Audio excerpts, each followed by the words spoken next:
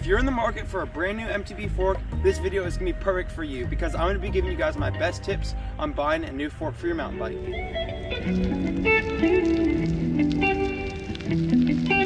So the first thing that we're going to discuss is travel. And so what travel is how much your fork is allowed to compress. So basically what you want to start out by doing is just looking at the travel that you currently have. And if you've been riding your bike lately and thinking that you might be bottoming out a little bit too easily and going through that travel very quickly, then it might be a good idea to go ahead and upgrade your travel. I would say at most you're probably going to want to upgrade your travel 10 to 20 millimeters. On my bike I upgraded mine 30, which is a little bit too much. I'm probably going to reduce it.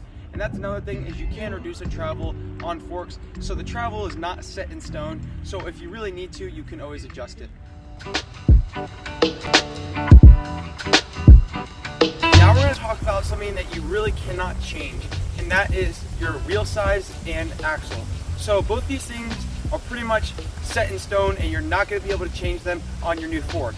So basically, if you have a 29er, you're going to want to stick with a 29er. If you have a 27.5, it's really good to just stick with a 27.5. You really do not want to interchange them at all.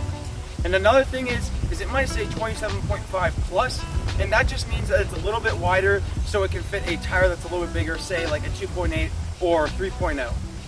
And then also with your axle, you're just gonna have to get the exact same one that you have right now. If you get anything different, you're gonna have to mess around with spacers, and that's if they even have spacers for that size that you got. So just make sure you get the same size. Most forks nowadays, like this RockShox Zep here, fits a boost spacing axle, which I'm pretty sure is 110 millimeters wide, and that's what most forks are gonna be, but there's some of the lower end forks are a little bit different, so make sure to look for the right size.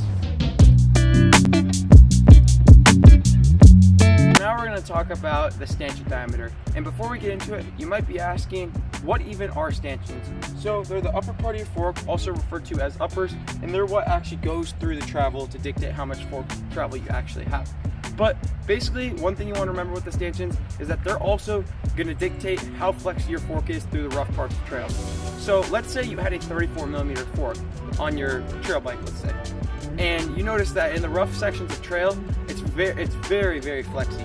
And so that's when you're going to want to upgrade to, let's say, a 35 or 36 millimeter stanchion fork.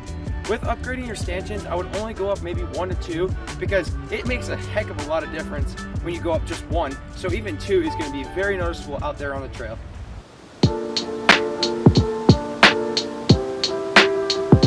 Lastly, we're going to discuss where you should buy your fork.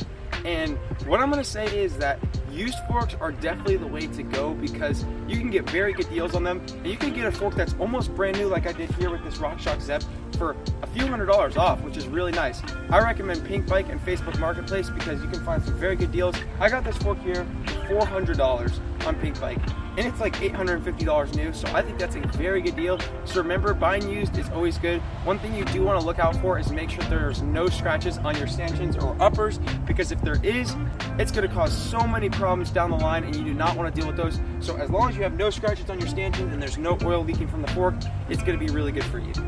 Well guys, I hope my tips helped you decide what fork is going to be the best for you. Make sure to like this video if you enjoyed it, and also subscribe to see my future content that's coming out.